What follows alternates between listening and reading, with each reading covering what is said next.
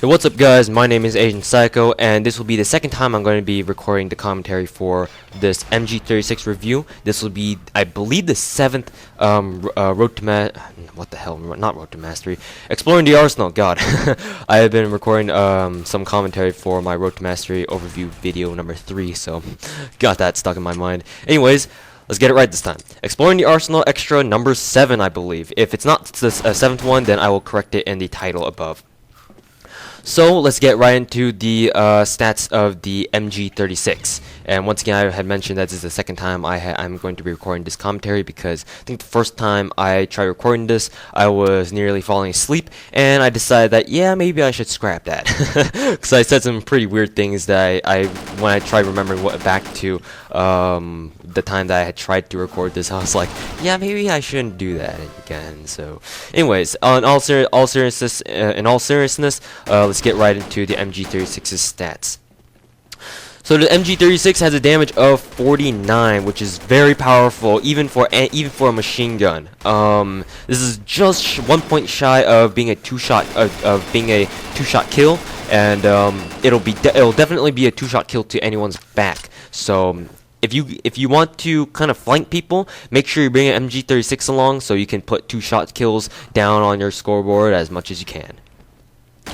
Moving on to its portability. Its portability is understandably low because it's a machine gun at 36. So although I will have to say that for a machine gun, it's actually very fast. You can see me running around a lot with it because I have full speed gear, and I can afford to do that. But even still, it's still a very heavy gun.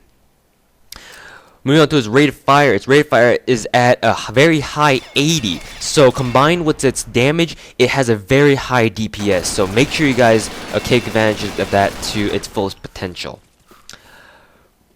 Its accuracy is at 63. So even though it is a G36 variant, and it does have the characteristic G36 sniper scope, you shouldn't really use this for long-range sniping, and the accuracy rating and the recoil rating are the reasons why. With only a 63 accuracy, you're not going to hit any targets beyond far middle range. For example, from the ends of the corridor, this middle corridor you see here on oil rig, you're probably not going to hit anyone beyond that, and much less that shoulder peeker and those two crates right there where I was just looking at before. Moving on to its recoil statistic. The recoil statistic on the MG36 is at 67. So it is a machine gun. So high recoil is to be expected from the MG36. Although I will have to say that compared to other machine guns, it's about in the middle. So it's actually pretty good for close range combat. Recoil spread, because once again, because it's a machine gun, the spread will get pretty bad if you don't burst fire or kind of control your shots with this thing, so just be careful.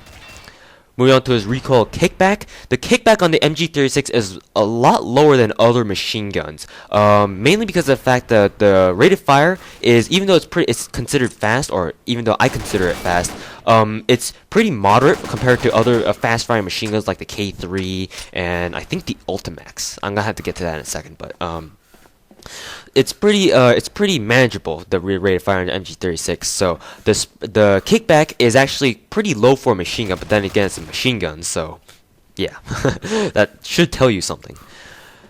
Moving on to its recoil controllability. The controllability on the MG36 is significantly easier than it is on other machine guns like the MK48, because the MK48, it jerks around a lot in your hands. So because it's one of those heavier hitting machine guns and high recoil ones and lower firing ones. So the MG36 is actually quite useful in the controllability aspect. So you're gonna find that compared to other machine guns, it's pretty easy controlling the recoil. Of course, it's a machine gun, so.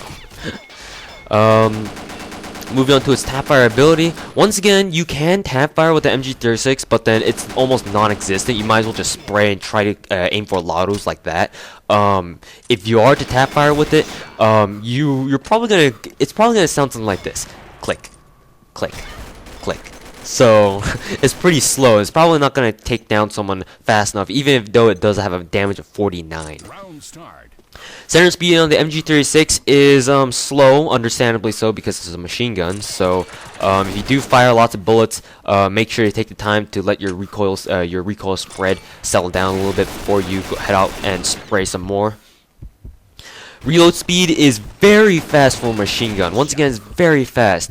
The reason being is because of the fact that the MG36 has a drum barrel magazine, whereas other machine guns such as the M60, the MK48, and the K3, they're all belt-fed machine guns. So belt feeds are kind of cumbersome when you need to reload them, because you need to pop open the top of the machine gun, pull out the belt feed, insert another, remove the box, I think. Otherwise, actually no, the box removes itself. Animation fail. But anyways, you have to pull out the belt feed, you have to insert another belt feed into the chamber, and then you have to close the top again. So that could take about 3 or 4 seconds if you're not careful. So, but the machine for the MG36, it only takes about 2 or 3 seconds, because the drum barrel magazine significantly reduces the time. All you need, it acts like a magazine in itself. All you need to do is pull out the barrel magazine and then just insert another barrel right back in. So that's what she said too.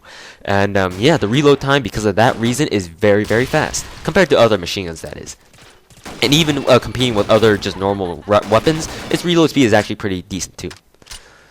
Moving on to its fire modes. Machine gun, it is a machine gun. There are only a few machine guns that come with 2 different kinds of, or more than one kind of fire modes. So unfortunately, the MG36 is not one of them. So it can only fire in full auto.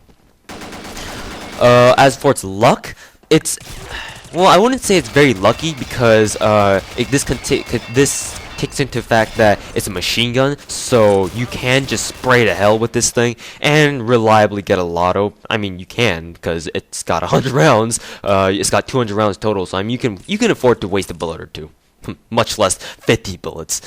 And ammo capacity, hey, what do you know? Ammo capacity is at 100 rounds per barrel, and 2 barrels, and you come with 2 barrels, so a total of 200 bullets in your MG36.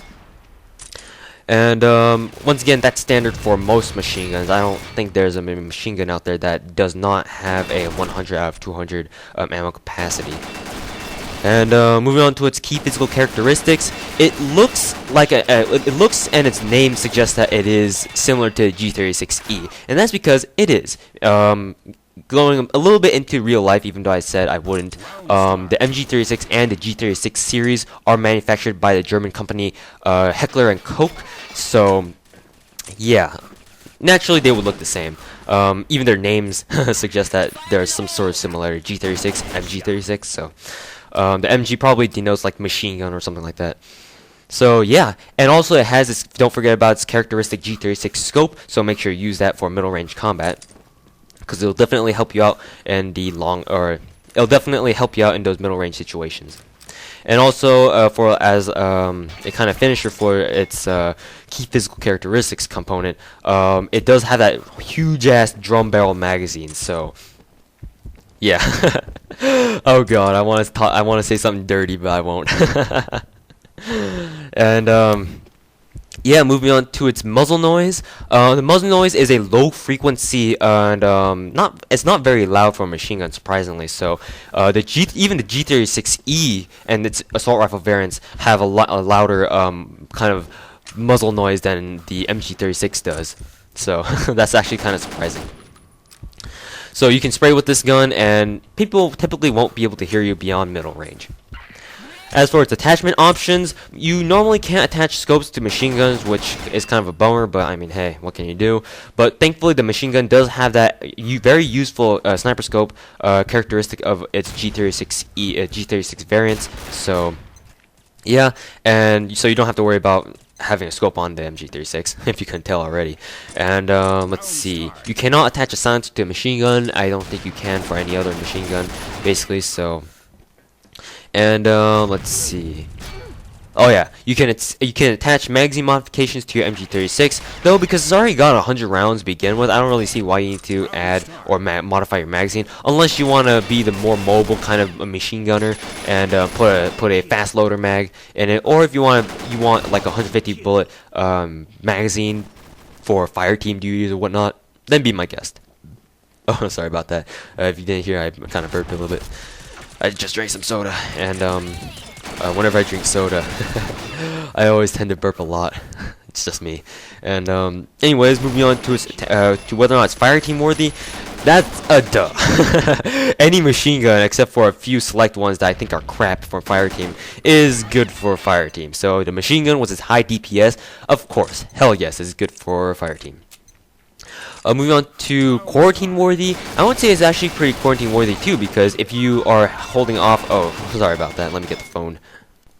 Hey, what's up guys? Sorry for that interruption. Damn telemarketers. Anyways, let's see where we left off. Oh yeah, quarantine worthy. If you want to kind of lock down a position, say you're on overdose and you want to kind of hold down the office against zombies or the elevator, then of course machine guns will help you a lot in that case. And with the sniper scope, you can more accurately kind of locate your targets and shoot at them if you wish. So yeah, it's definitely quarantine worthy. And right here is where I kind of stopped for actually I need to get into my frank personal opinions. The MG36 is surprisingly good for kind of elimination matches such as this. So I didn't expect it to be this good until I actually started playing with it for this started recording gameplay for it. So I mean, this room was full of noobs, don't get me wrong. I'm not trying to deny anything here or kind of take all the credit for myself, but I mean, it is actually pretty good, and the next video will show you how, a more realistic situation with the machine gun. So anyways guys, hope you guys have enjoyed. MG36 is very good, and yeah, hope you guys have enjoyed this gameplay, and look for the second part. See you guys, peace.